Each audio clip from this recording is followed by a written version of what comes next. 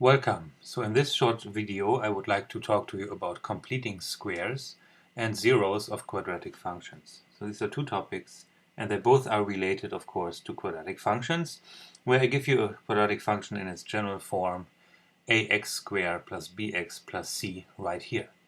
Now the completing squares idea is an idea to rewrite the function here in a different form so that you can see lots of geometric properties such as a horizontal shift, a vertical shift, or the vertex, which is the minimum or the maximum of the parabola.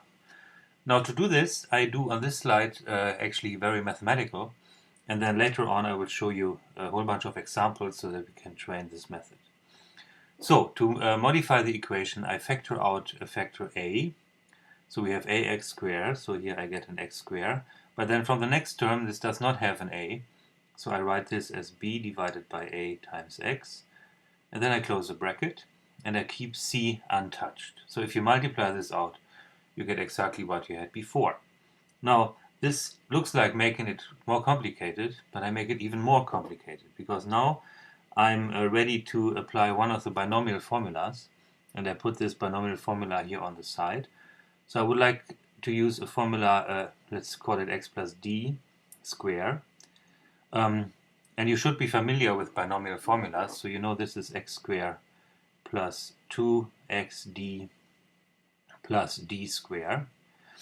And for the term x squared, so for this term here, wiggle, wiggle, wiggle, plus b over ax, I would like to compare this to the first two terms here.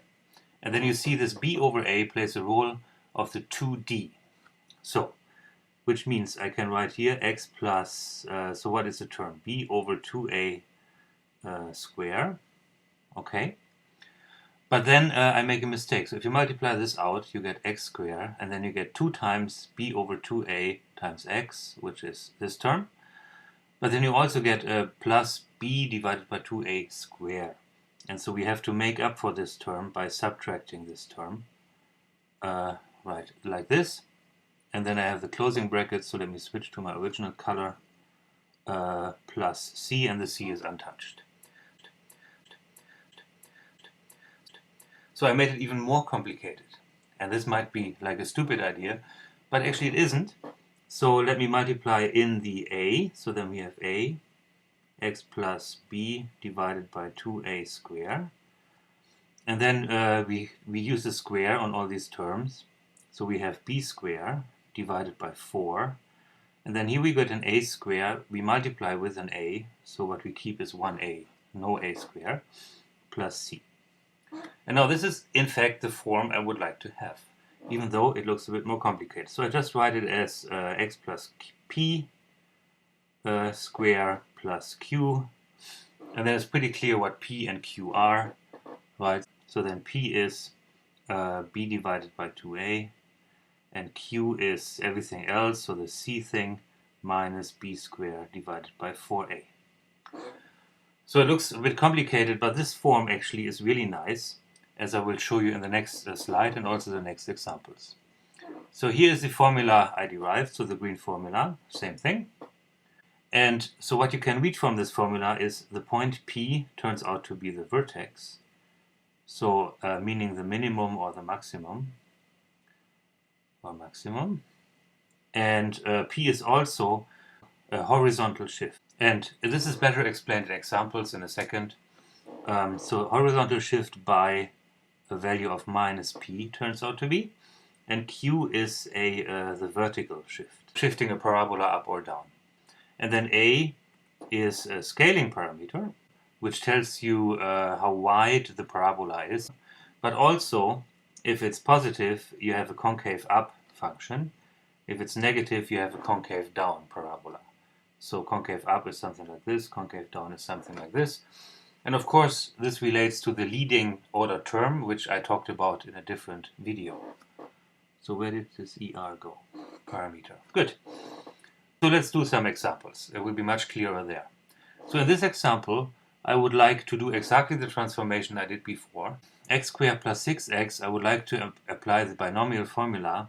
So I have something like x squared plus 3 square, x plus 3 square. And now if I multiply this out, I have x squared plus 6x, so that's fine, and I get a plus 9, which I need to correct for, so minus 9 plus 4. The term is x plus 3 square minus 5. This is the completing squares form for this quadratic equation. Let's look at the meaning of all these shifts. So here in the next graph I plotted these functions. So what did I plot? Well, first of all, I started with the normal parabola x squared. So this is the brown curve. It touches at 0, it is the normal parabola. And then here I shifted down by minus 5 to get the green curve. So the green curve is x squared minus 5. So that is the vertical shift of minus 5. And then from here to here, I shifted by minus 3. So then the red curve is actually my curve which I'm looking for, f of x. And so it is shifted parabola, shifted down by minus 5, shifted to the left by minus 3, which are these numbers sitting right here. And you also notice that the minimum is sitting right here at minus 3, so the vertex of the parabola is exactly at this point. So that's the advantage of this form of completing squares. You can really see a lot about the geometry of your parabola. So, up for another example.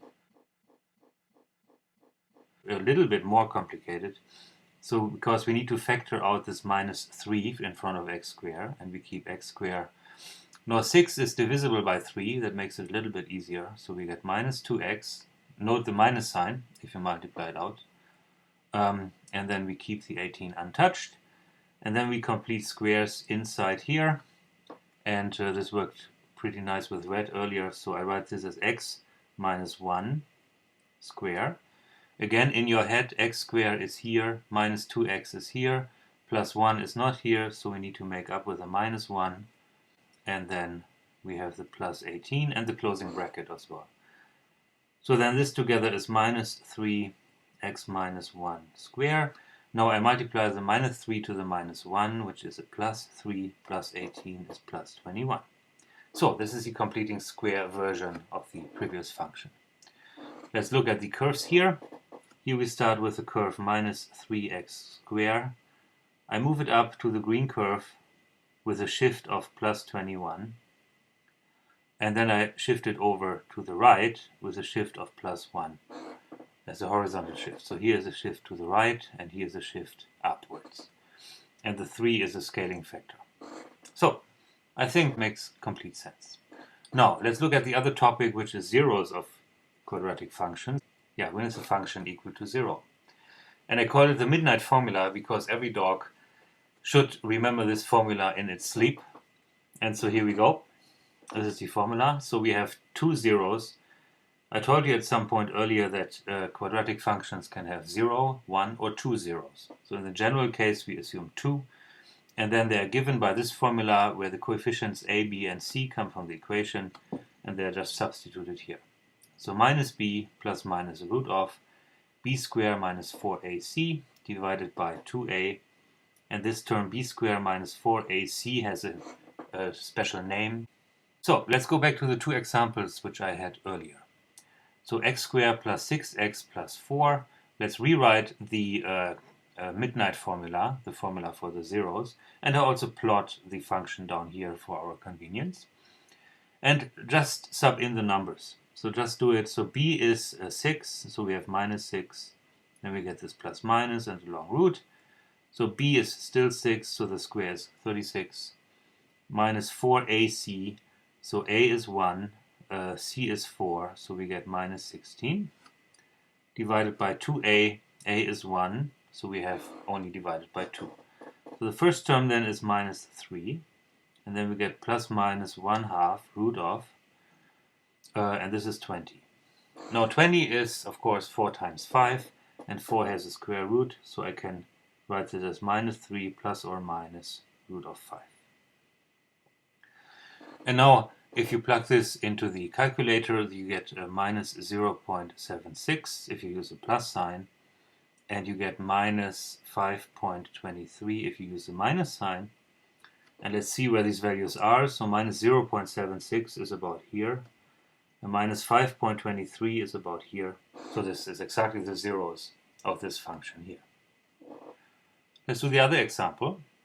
Again, I just remember this formula, which I know so well, and I plug in the numbers b's, a's, and c's. So let's get started with this. So we have minus 6 plus or minus root of 36.